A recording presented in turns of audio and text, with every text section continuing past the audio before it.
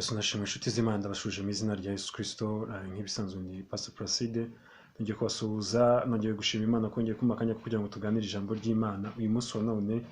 Imana yacu ni nziza kandi Imana ihoraho kandi izahoraho ibihe byose kandi ikora itugirira neza kandi ihora ifite imigambi myiza ku buzima bwacu. Muri aya masaha nk'aya rero reka twongeye gushima Imana ko yongeye kuduha akanya ko kuganira ijambo ry'Imana kandi ko Imana iri kumwe natwe. Imana ihorana natwe, Imana ni urukundo kuri twebwe kandi yaravuze ngo sinzabasiga sinzaguhana, kandi umuririmbyi yanje avuga ngo iduhetse ku mugongo wayo kandi duhora ku mugongo w'Imana, kubera ko iminsi yose uko bwije nuko bukeye igenda ikora imirimo n'ibitangaza mu mibereho yacu tukayibona mu buryo bwose bukomeye, turi bazima turwaye tukomeza kubona ineza y'Imana. Ugiye utekereza ukareba neza mu nzira unyuramo uzasangamo ineza y'Imana mu buryo bwinshi butandukanye. Rero Imana yacu ishimwe, reka dusenge kugira ngo tubashe kuganira ijambo ry'Imana, twumve n'iki Imana ishaka ko tuganira kuri uyu munsi wa none, niki Kristo agambira ko tumenya mu mitima yacu kugira ngo tugire aho tuva naho tugere. Iteka ryose muri aka gakiza tugomba gukura nk'uko umuntu akura mu buzima busanzwe, agakura akagira impinduka ku mubiri, k'umuntu imyaka igenda ishira agenda ahinduka, nubwo watabibona ariko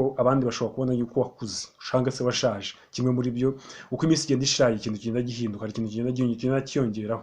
Rero Imana yacu ni nziza, nayo niko ibishaka ko bigenda, ishaka ko duhora dukura, kuko Pawulo yavuze neza ko umuntu w'inyuma arushaho gusaza niko umuntu w'imbere arushaho kuba mushya mu gakiza ndetse no kunguka izindi mbaraga. Imana ibahe umugisha. Rero reka dusenge Imana hanyuma twinjiye mu ijambo ry'Imana. Mwami ndagushimira guhimbaje muri amasaha, ndagushimira neza n'ubuntu bwawe, ndagushimira kuri Imana ishoboye byose, ndagushimira kuri Imana ihorana natwe, ndagushimira kuri Imana iturindika tuba hafi.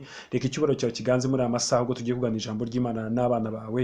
Reka ubuntu bwawe busage ku mitima yacu, busage mu mibereho yacu, busage mu mitekerereze yacu, bisage mu myumvire yacu, bisage mu mikorere yacu, bisage mu miryamire n'imibyukire n'imikorere. Mana nyingabo, tuba abantu badasanzwe, tuba abantu bahindutse rwose kandi abantu bahisha icyubahiro ubwami bwawe, uko data mwiza n'ukuri twamaze kubona yuko turi abaturage mu bwami bw'Imana ndetse tubaruye mu bwami bwawe. Aho turirire hose Mana tudusaba kugira ngo turipresentinge neza ubwami bwawe, tubuheshe agaciro n'icyubahiro. Komeza kubana natwe kandi komeza kutugira neza, icyubahiro kibi cyangwa mu izina rya Yesu, amen.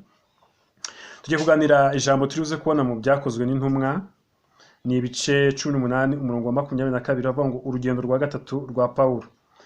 Ngo arambuka afata Kayizariya, aramanuka ajya i Yerusalemu, aramutsa abitorero, aramanuka ajya muri Antiyokiya, amarayo iminsi. Bukeye aragenda anyura mu gihugu cy'Igalatiya n'Ifurukiya, ajya mu midugudu uko ikurikirana, akomeza abigishwa bose. Amen. Hano ijambo ry'Imana tubwira ingendo za Pawulo, harimo ingendo nyinshi yagiye akora amahanga, ariko batubwira urugendo rwe rwa gatatu yarakoze nyuma yuko amaze kwakira agakiza. Ngo yaramanutse agenda ajya mu midugudu itandukanye abasuhuza, agera n'ahandi hantu amara iminsi. Ngo arangije bwa nyuma nganyura mu midugudu yose ukurikirana, agenda akomeza abigishwa ndetse n'abizera bose agenda bakomeza. Tusuzumye neza dusanga Pawulo yari afite umurimo ukomeye, umurimo wo gukomeza abantu bitorera, umurimo wo gukomeza abana b'Imana, umurimo wo kugendana n'abana b'Imana, umurimo wo gukomeza kubwira abantu gukomeza kuba kuri Kristo no kugendana na Kristo no kugendana nawe. Rero n'uyu murimo niwo dufite uyu munsi wa none. Nagiye mbabwira uko twagiye tuganira nkabwira ngo Yesu Kristo uko yagiye asigaye yavuze ngo ibyo numvanye data nibyo namwe mwanyumvanye. Nuko rero nuguma muri nge nkuko nari nagumye muri data, musaba icyo mushaka cyose. Umunsi umwe Pawulo nawe aravuga ngo mugera ikirenge mu cyanjye kuko nanjye nakigeze mu cya Kristo. Yamaze kwizera neza yuko ibyo akora n'ibyo yakoze n'uburyo abikora ari bwo Kristo abikozemo. Rero muri aka kanya nk'aka ngaka nanjye niyo mpamvu nifuje kubaganiriza kuri Pawulo, ingendo yakoze, urugendo rwa gatatu rwo mu gakiza. Ushobora kuba wowe urugendo rwa gatatu rwo mu gakiza ushobora kuba yaranurukoze nyuma nta n'umwaka ushize cyangwa ingahe, ariko wowe ushobora kuba umaze imyaka 10, ushobora kuba umaze 20, ushobora kuba umaze 5 mu gakiza. Ariko urugendo rwawe ingendo ugenda uzigendera iki? Ugenzwa no gukomeza bene cyangwa ugenzwa no kubaca intege? Ese ugenzwa no kubabwira yuko Imana ishobora byose cyangwa ugenda kubabwira ngo yaradutagangaje nsinzi uko bizagenda, nta wamenya ahari wenda hari ubwo wafata urugendo uvuga ngo ngiye gusura mwene data runaka ntago umuherutse, reka njye kumenya uko ameze, reka njye kumukomeza, reka njye gukomeza abigishwa mu minsi ya korona, reka njye gukomeza abigishwa, reka mpamagare kanaka mubaza uko bimeze. Ariko Pawulo we yagiraga igihe cyo gufata igihe ngo atsukira agira ingendo nyinshi. Hari naho tubone inzandiko Pawulo yanditse atashya abantu ngo munsuhurize Priscilla n'abandi. Ibyo byose bigaragaza urukundo n'urukumbuzi yagiriraga abitorero benedata, aho yagiriraga abakristo n'abizera bose. Shuti yanjye rero nayo ndagira ngo nkubaze, ese urugendo rwawe ingendo uzawukora uzikorera iki? uzikora kugira ngo uce abantu intege cyangwa uzikora kugira ngo wubake abantu. Ariko umuntu wese uvuga ko azi Kristo, uvuga ko agendana na Kristo, uvuga ko ari uw'Imana, ari uwa Kristo, ufiriye gufata urugendo rwawe ugiye kureba mwene so, kugira urukundo. Mbese ikintu bita urukundo nicyo cyonyine tuzabazwa tumaze kuva muri iyi si. Urukundo rushobora kuguterura kuvuga ngo reka njye gusura akana kamenye uko ameze. Noneho rero ikibazo dufite muri iyi minsi gikomeye ni uko abantu benshi barishyuza urukundo ariko bo ntibatanga urukundo. Bari ibintu bashaka guhabwa ariko ntibashaka gutanga. Umuntu ashobora kumara amezi n'amezi atakuvugisha ariko akajya avuga ngo kuki wowe utamvugisha. Noneho ugasanga bibaye intambara yo kuvuga ngo wakabaye ari wowe bikora, wakabaye ari wowe bikora, wakabaye ari wowe bikora. Ariko mujye mwibuka yuko mu gihe cyose cy'urubanza tuzahura narwo nta muntu uzigera kubaza ibyo bagukoreye, bazakubaza ibyo wakoze. Ni igihe cyawe rero cyo kumenya icyo gukora kuruta ibyo abantu bagukorera, kumenya ibyo wowe wishyuzwa kurusha ibyo abantu bishyuzwa ku bwabo. Hari Imana izabaza ibyo abantu batagukoreye, ntabwo izakubaza ibyo, izabaza bo ibyo batagukoreye, nawe kubaza ibyo utabakoreye. Hari ibikureba. Kenshi rero turi mu isi y'abantu bakomeza bavuga ngo nanjye ntiyakoze ibi, nanjye ntiyakoze sinzakora ibi ngibi. Pawulo rero urumva yari umukristo mushyashya, mu by'ukuri yari umwigisha mushyashya, ariko ngo agiye Yesu arimo ngo arangije ajya gukomeza abigishwa bashobora kuba harimo n'abakristo kuko hari abo Pawulo yasanze bakiriho, ariko yemeza kujya kubakomeza kuko yibwira ko ahari wenda haboneka ikintu kibasubiza inyuma. Nawe rero nshuti yanjye ukwiriye gufata umwanya wo gukomeza bene so, ukababa hafi, ukagira icyo ubabaza, ukagira icyo ubakorera. Inshingano kumenya umuntu nimwe ari mwene so. Ijambo ry'Imana rivuga ngo umuvandimwe ngavukira gukura abandi mu makuba. Niba turi abavandimwe muri Kristo Yesu, tuba turi abavandimwe mu Mana, tuba turi abavandimwe mu gakiza. Birasaba rero ngo dukore, tugire ibintu dukora kuko ufite inshingano, nanjye ngufite inshingano. Ntago ari kuvuga ngo kanaka pastor kanaka ni ufite ibyo abazwa, nawe ufite ibyo ubazwa. Afite ibyo akubazwaho, nawe ufite ibyo umubazwaho, kandi buri muntu wese afite ibintu azakora azabazwa namara kugera imbere y'intebe y'urubanza. Ntukumve yuko rero hari ibyo abantu bagomba kugukorera wowe bitakureba, oya birakureba. Pawulo nawe rero yari mu gihe asa nkaho yari kwicara hasi, yamara kwicara hasi aravuga ngo abakristo nasanzemo reka bari bo banyitaho.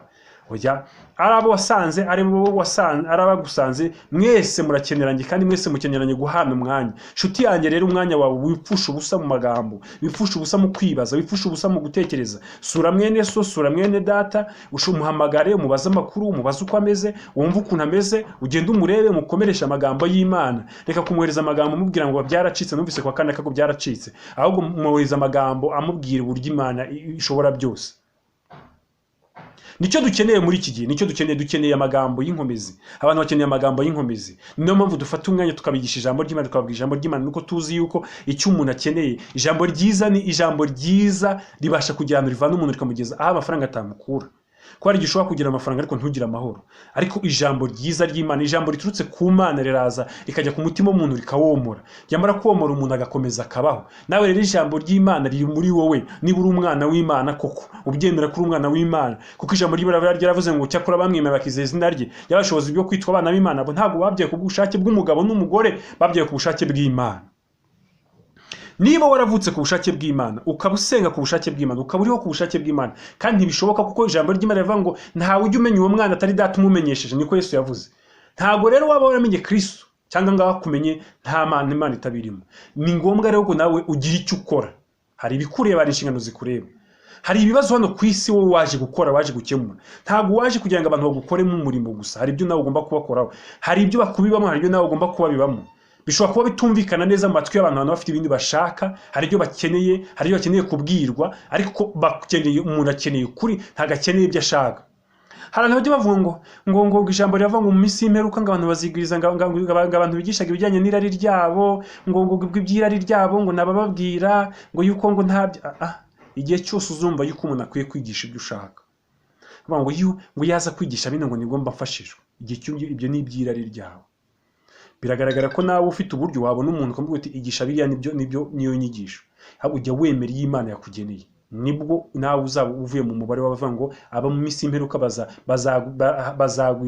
hazagura bazifuza bigisha ibijyanye n'irari ryabo. Mujye musoma ijambo ry'Imana, musenge, musobanuzi umwuka wera, nibwo muzajya umenye neza icyo Imana ishaka kuvuga. Ko harimo ngo bazigisha ibijyanye n'irari, abantu muri minsi barashaka amafaranga, abantu muri minsi ngo barashaka icyo, ugasanga wowe wibwira yuko ibyo uri gushinja abandi kandi kumbe nawe ni wowe uri kubisohoza. Ntabwo ari byiza kugira ngo ugenzure abandi, ibyiza ni ukwigenzura. kuko nuramuka wigenza ukaba mwiza abantu bazakwigiraho atari uko uvuze ngo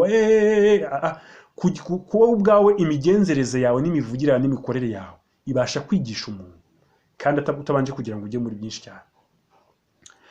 Aha rero niho Pawulo nanjye yanyigishije niho nakwiriye kwigishiriza. Yagiye i Kayizariya, avayo ajya i Yerusalemu, avayo ajya Antiyokiya, avayo ajya Galatiya, avayo ngo ajya mu midugudu uko igenda ikurikiranye yose, agenda akomeza abigishwa. Ukomeza abandi, ese ufite inkomezi cyangwa ufite urucantege?